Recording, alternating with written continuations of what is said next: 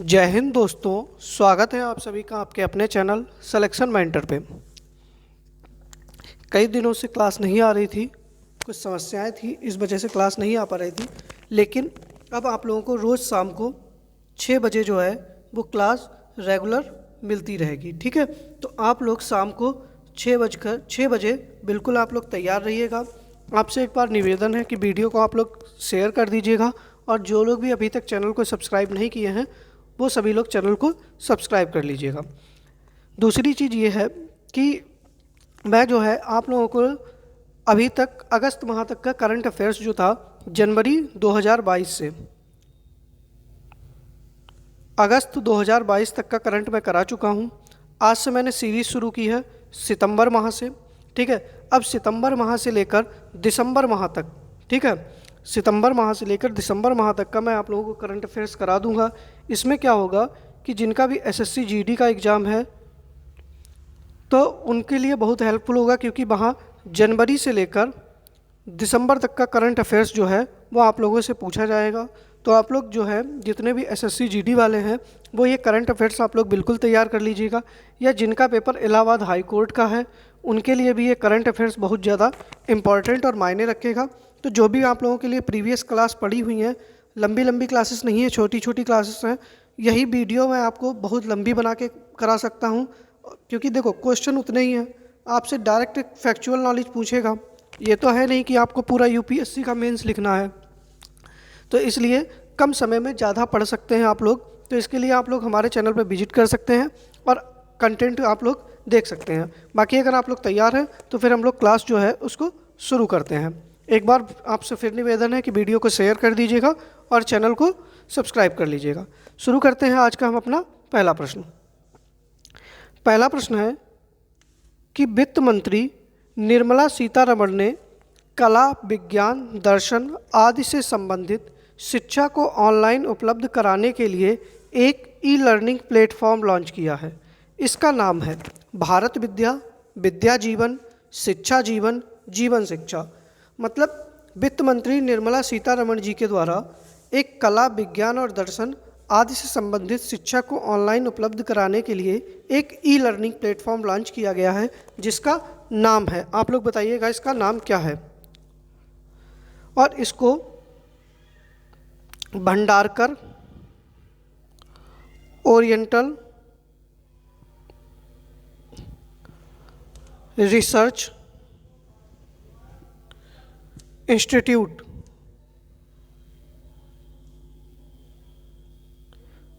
इसके द्वारा इसको बनाया गया है। ठीक है, तो इसका नाम क्या है? तो इसका नाम है भारत विद्या। क्या नाम है? भारत विद्या नाम इस प्लेटफॉर्म का नाम क्या है? तो भारत विद्या है। पहले प्रश्न का ए आंसर आप लोगों का बिल्कुल सही हो जाएगा। दूसरी चीज़, अगर आपको इसकी पीडीएफ चाहिए तो पीडीएफ के लिए आप लोग जो है हमारे टेलीग्राम चैनल से जुड़ सकते हैं, वहाँ पर आपको इसकी पीडीएफ जो है प्रोवाइड करा दी जाएगी। बाकी आप लोग जो है जो भी एडिशनल जानकारी मिले उसको आप लोग नोट डाउन करते रहिएगा। ठीक है, तो पहले प्रश्न का ए आंसर आप लोगों का सही हो जाएगा। अगले प्रश्न के ऊपर बढ़ते हैं। अगला प्रश्न है कि उत्तर पूर्व भारत में पर्यटन को बढ़ावा देने के लिए सितंबर माह में वर्चुअल सम्मेलन का आयोजन किया गया, जिसका उद्घाटन केंद्रीय मंत्री जी किशन रेड्डी ने किया। तो आप लोगों को उस वर्चुअल सम्मेलन का नाम बताना है। उस सम्मेलन का नाम क्या रखा गया था? पर्यटन रखा गया था, सिंजी रीजी रखा गया था, सिम्फोने रखा गया था, या जयपुर जिया रखा गया था? तो आप लोग बताइएगा कि इस वर्चुअल सम्मेलन जो था इसका नाम क्या रखा गया था। देखिएगा इसका उद्देश्य क्या था। ठीक है, जो ये सम्मेलन था इसका उद्देश्य था जो भी पर्यटकों को होने वाली समस्याएं हैं, ठीक है, पर्यटकों को जो भी समस्याएं होती हैं उनकी समस्याओं को दूर कैसे किया जाए, ठीक है, यह विचार इस सम्मेलन में रखा गया था। और इसका नाम क्या था? तो इसका नाम था सिम्फोने। ठीक है, इस वर्चुअल सम्मेलन का नाम सिम्फोने था। तो दूसरे प्रश्न का सी आंसर आप लोगों का बिल्कुल सही हो जाएगा। ठीक है, आप लोग सी ऑप्शन लगाइएगा। आगे बढ़ते हैं हम लोग अगले प्रश्न के ऊपर। अगला प्रश्न है कि भारतीय सेना ने ऊंचाई वाले इलाके में सैनिकों की जान बचाने के लिए कहां पर अपना पहला हिमस्खलन निगरानी रडार स्थापित किया है? असम, सिक्किम, अरुणाचल प्रदेश, मेघालय। तो बताइएगा कि भारतीय सेना के द्वारा भारत का पहला हिमस्खलन निगरानी रडार कहाँ पर बनाया गया है? तो सही आंसर आप लोगों का क्या होना चाहिए, जल्दी से बताइएगा। तो तीसरे प्रश्न का आप लोगों का सही आंसर हो जाएगा सिक्किम। क्या हो जाएगा? सिक्किम हो जाएगा। तीसरे प्रश्न का बी आंसर आप लोगों का बिल्कुल सही हो जाएगा। ठीक है, चलिए आगे बढ़ते हैं अगले प्रश्न के ऊपर। देखिएगा, अगर आप लोगों को क्लास पसंद आ रही है तो क्लास को आप लोग लाइक कर दीजिएगा और एक बार वीडियो जो है उसको शेयर भी कर दीजिएगा। आपके जो भी मित्र हैं, वो जो लोग कभी नहीं जुड़ पाए हैं, तो एक बार आप वीडियो को शेयर कर दीजिएगा तो सारे मित्र आपके जुड़ जाएं। अगला प्रश्न है, हड़प्पा संस्कृति का सबसे बड़ा अंतर्राष्ट्रीय म्यूजियम कहाँ बनाया जा रहा है? लोथल, राखीगढ़ी, रोपड़ या धौलावीरा। तो बताइएगा कि हड़प्पा संस्कृति का सबसे बड़ा अंतर्राष्ट्रीय म्यूजियम जो है वो कहाँ पर बनाया जा रहा है? देखिएगा, इसमें क्या होगा, 5000 साल पुरानी, ठीक है, 5000 साल पुरानी हड़प्पा कालीन कलाकृतियों को रखा जाएगा। ठीक है, हड़प्पा कालीन कलाकृतियों को रखा जाएगा। ठीक है, और सबसे बड़ा अंतर्राष्ट्रीय म्यूजियम ये कहाँ बनाया जा रहा है? तो ये राखीगढ़ी में बनाया जा रहा है। कहाँ पर? राखीगढ़ी। राखीगढ़ी कहाँ पर है? तो हरियाणा के अंदर। कहाँ पर है? हरियाणा के राखीगढ़ी में यह अंतर्राष्ट्रीय म्यूजियम जो है वो बनाया जा रहा है। तो चौथे प्रश्न का बी आंसर आप लोगों का बिल्कुल सही हो जाएगा। ठीक है, चलिए अगले प्रश्न पे बढ़ते हैं आगे। पांचवा प्रश्न है कि 30 सितंबर से 2 अक्टूबर तक पोषण उत्सव का आयोजन किया गया। किस उत्सव का आयोजन किया गया? पोषण उत्सव का। आपसे प्रश्न बन सकता है कि पोषण उत्सव का आयोजन कब से कब तक किया गया? तो 30 सितंबर से 2 अक्टूबर तक। किस मंत्रालय ने इसका आयोजन किया? तो सही आंसर बताइएगा कि किस मंत्रालय के द्वारा इसका आयोजन किया गया। स्वास्थ्य मंत्रालय, भारतीय संस्कृति मंत्रालय, सहकारिता मंत्रालय या महिला एवं बाल विकास मंत्रालय। तो बताइएगा सही आंसर आप लोगों का क्या हो जाएगा। देखिएगा, इसका उद्देश्य क्या था कि देश में कुपोषण से को दूर करने तथा बच्चों एवं महिलाओं को बेहतर स्वास्थ्य सुविधा प्रदान करने के लिए इसको शुरू किया गया था, आयोजन किया गया था। और ये कहाँ पर हुआ? तो महिला एवं बाल विकास मंत्रालय के द्वारा इसको शुरू किया गया। तो पाँचवें प्रश्न का डी आंसर आप लोगों का बिल्कुल सही हो जाएगा। ठीक है, पाँचवें प्रश्न का डी आंसर सही हो जाएगा। आगे बढ़ते हैं अगले प्रश्न के ऊपर। अगला प्रश्न देखते हैं, भारत का पहला और दुनिया का सबसे बड़ा कार्बन फाइबर प्लांट कहाँ बनाया जाएगा? मध्य प्रदेश, गुजरात, महाराष्ट्र, राजस्थान। तो बताइएगा सही आंसर क्या होना चाहिए। देखिएगा, यह जो है रिलायंस इंडस्ट्रीज के द्वारा बनाया जाएगा। आपसे पूछ लिया जाए किसके द्वारा बनाया जाएगा, तो रिलायंस कंपनी है, इसके द्वारा बनाया जाएगा। और इसमें कितना रुपया निवेश किया जाएगा? तो 75,000 करोड़। कितने रुपए की लागत से बनेगा? तो 75,000 करोड़ रुपए की लागत से यह बनेगा। और यह कहाँ पर बनेगा? तो गुजरात में। और गुजरात में भी कहाँ पर? हजीरा में। ठीक है, गुजरात के हजीरा में यह बनाया जाएगा। भारत का पहला और दुनिया का सबसे बड़ा कार्बन फाइबर प्लांट जो है वो गुजरात के हजीरा में बनाया जाएगा। और 5 वर्षों में कितना? 5 वर्षों में ये 75,000 करोड़ रुपए इसमें निवेश किए जाएंगे। ठीक है, तो सही आंसर क्या हो जाएगा? बी ऑप्शन सही हो जाएगा। आगे बढ़ते हैं अगले प्रश्न के ऊपर। 7वां प्रश्न है कि भारत का पहला वर्चुअल स्कूल किस राज्य सरकार ने लॉन्च किया है? दिल्ली, मध्य प्रदेश, राजस्थान, हिमाचल प्रदेश। देखिएगा, इसका उद्देश्य क्या है कि इस स्कूल में ऐसे बच्चे पढ़ सकते हैं जो स्कूल आने में सक्षम नहीं हैं, ठीक है, या फिर जिनके माता पिता लड़कियों को बाहर भेजना नहीं चाहते हैं, वो बच्चे इस स्कूल में पढ़ सकते हैं। तो भारत का पहला वर्चुअल स्कूल जो है वो दिल्ली सरकार ने लॉन्च किया है। किसने? दिल्ली सरकार के द्वारा इसको लॉन्च किया गया है। तो 7वें प्रश्न का ए आंसर आप लोगों का बिल्कुल सही हो जाएगा कि भारत का पहला वर्चुअल स्कूल जो है वो दिल्ली सरकार के द्वारा लॉन्च किया गया है। अगले प्रश्न पर बढ़ते हैं। अगला प्रश्न है कि एचडीएफसी बैंक ने बैंक ऑन व्हील्स बैन की शुरुआत की। ठीक है, आपसे प्रश्न बनेगा कि बैंक ऑन व्हील्स बैन की शुरुआत किसके द्वारा की गई, तो एचडीएफसी बैंक के द्वारा। ठीक है, और यह इसकी शुरुआत किस राज्य में की। ठीक है, या तो आपसे बैंक पूछ सकता है कि किस इसकी शुरुआत किस बैंक ने की, तो एचडीएफसी ने। और कहाँ पर की, तो जल्दी से बताइएगा, सही आंसर क्या हो जाना चाहिए आप लोगों का, तो गुजरात में। कहाँ पर, गुजरात में की। 8वें प्रश्न का सी आंसर आप लोगों का बिल्कुल सही हो जाएगा कि एचडीएफसी बैंक ने बैंक ऑन व्हील्स बैन की शुरुआत जो है वो गुजरात राज्य में की। 8वें प्रश्न का सी आंसर सही हो जाएगा।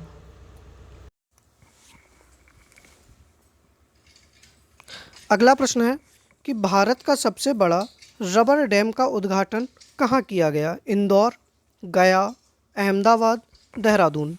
तो बताइएगा सही आंसर क्या हो जाएगा कि भारत का सबसे बड़ा रबर डैम का उद्घाटन कहाँ किया गया है, तो सही आंसर क्या हो जाएगा, बी ऑप्शन आप लोगों का सही हो जाएगा। कहाँ किया गया, गया में किया गया।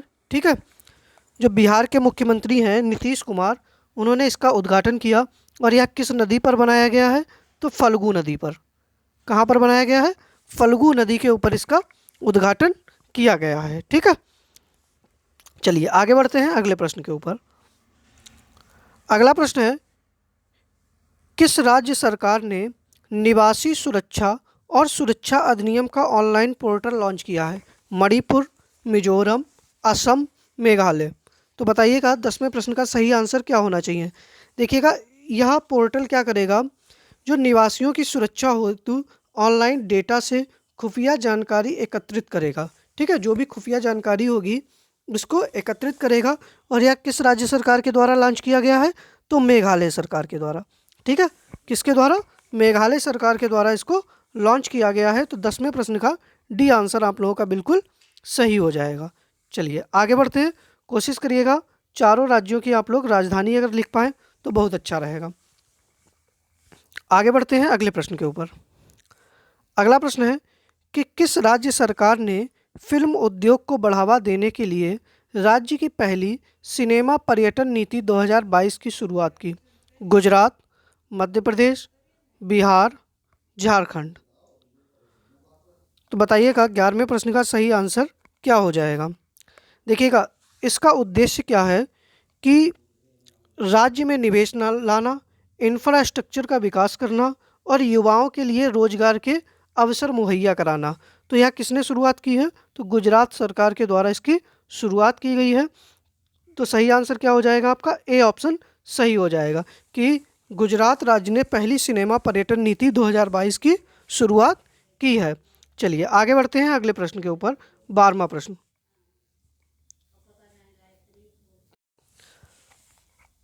अगला प्रश्न है, केंद्रीय जल शक्ति मंत्री गजेंद्र सिंह शेखावत ने भारत का पहला स्वच्छ सुजल प्रदेश घोषित किया है, लक्षद्वीप, जम्मू कश्मीर, गोवा, अंडमान निकोबार। तो बताइएगा सही आंसर आप लोगों का क्या हो जाएगा। देखिएगा इसके जितने भी गांव हैं, ठीक है, तो सही आंसर तो हो जाएगा अंडमान निकोबार, डी ऑप्शन सही हो जाएगा। इसमें क्या किया गया है कि जितने भी गांव हैं सभी गांवों को हर घर जल प्रमाणीकरण प्राप्त हो गया है तथा ओडीएफ प्लस, ठीक है, ओडीएफ प्लस के रूप में भी इसको मान्यता प्रदान की गई है। तो सही आंसर क्या हो जाएगा, डी ऑप्शन सही हो जाएगा। आगे बढ़ते हैं अगले प्रश्न के ऊपर। अगला प्रश्न है कि केंद्रीय शिक्षा मंत्री ने कक्षा 8वीं से 12वीं के छात्रों के लिए किस मिशन की शुरुआत की।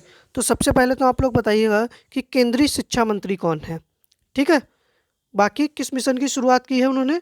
तो सही आंसर आप लोगों का क्या होना चाहिए, जागृति। किस मिशन की शुरुआत की गई है, तो जागृति मिशन की शुरुआत की है। तो 13वें प्रश्न का ए आंसर सही हो जाएगा। और केंद्रीय शिक्षा मंत्री कौन है, जल्दी से बताइएगा, तो धर्मेंद्र प्रधान है। ठीक है, कौन है, धर्मेंद्र प्रधान है। तो पहले 13वें प्रश्न का ए आंसर आप लोगों का बिल्कुल सही हो जाएगा। आगे बढ़ते हैं अगले प्रश्न के ऊपर।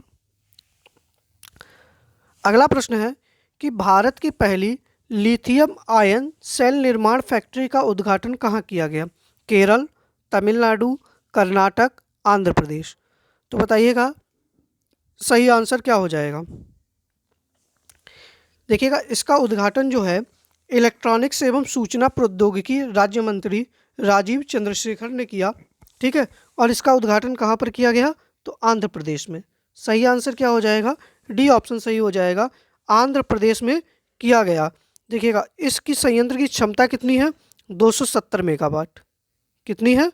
270 मेगावाट है, और यह प्रतिदिन 20,000 सेल का उत्पादन कर सकता है। ठीक है, या फैक्ट्री कितना कर सकती है? 20,000 सेल का उत्पादन कर सकती है। तो सही आंसर क्या हो जाएगा? डी ऑप्शन आपका सही हो जाएगा। आगे बढ़ते हैं अगले प्रश्न के ऊपर। अगला प्रश्न है कि विश्व पर्यटन दिवस के अवसर पर किस राज्य को best adventure tourism destination award से सम्मानित किया गया?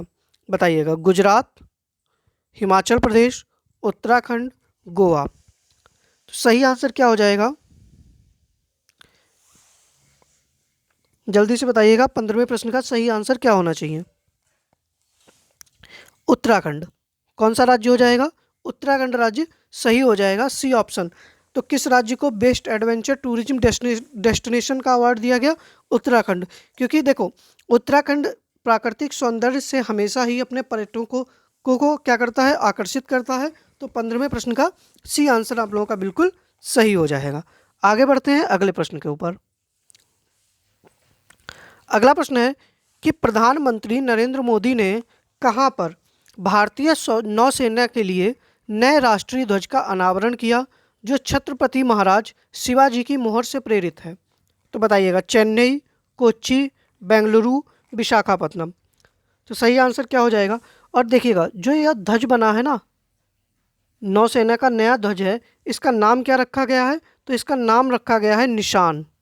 आपसे ये भी प्रश्न पूछ सकता है कि नौसेना का जो नया ध्वज है, इसका नाम क्या रखा गया है? तो इसका नाम रखा गया है निशान। और यह किससे प्रेरित है? जो छत्रपति शिवाजी महाराज जो थे, उनकी नौसेना, उनकी जो मोहर थी, उससे प्रेरित है।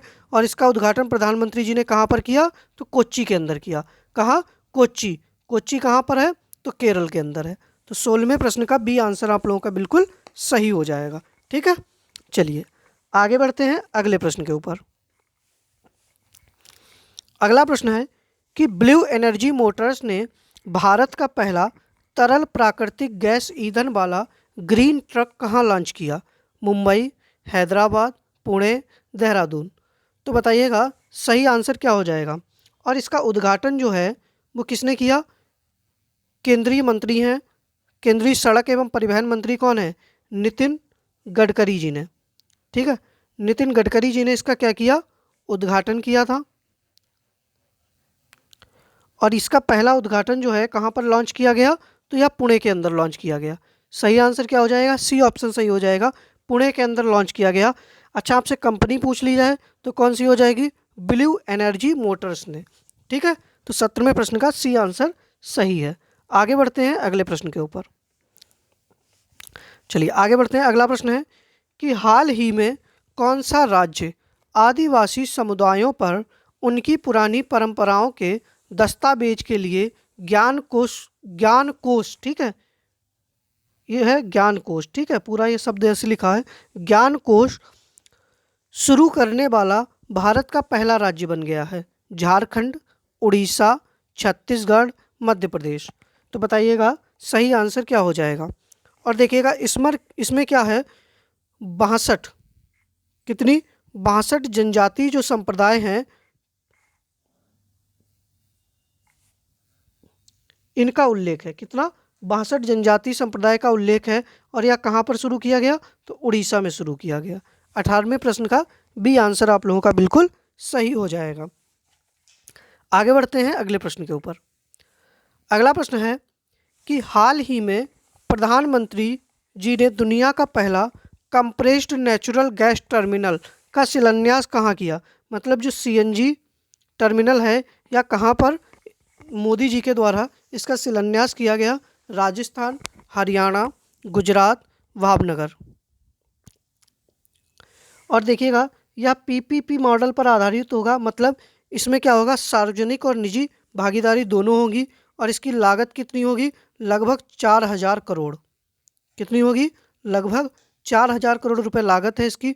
और यह कहाँ शिलान्यास किया गया? तो गुजरात। और गुजरात में भी कहाँ पर?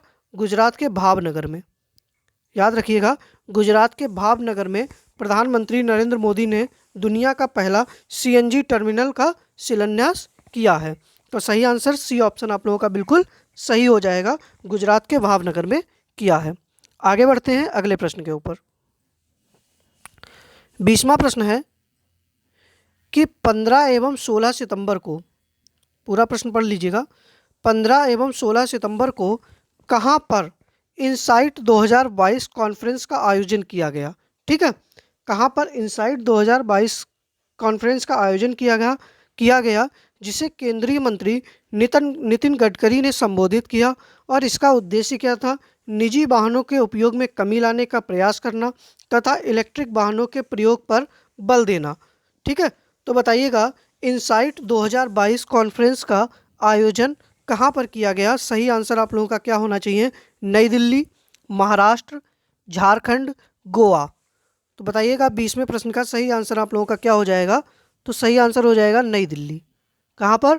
नई दिल्ली में इसका आयोजन किया गया। ठीक है, तो 20वें प्रश्न का ए आंसर सही हो जाएगा। आगे बढ़ते हैं अगले प्रश्न के ऊपर।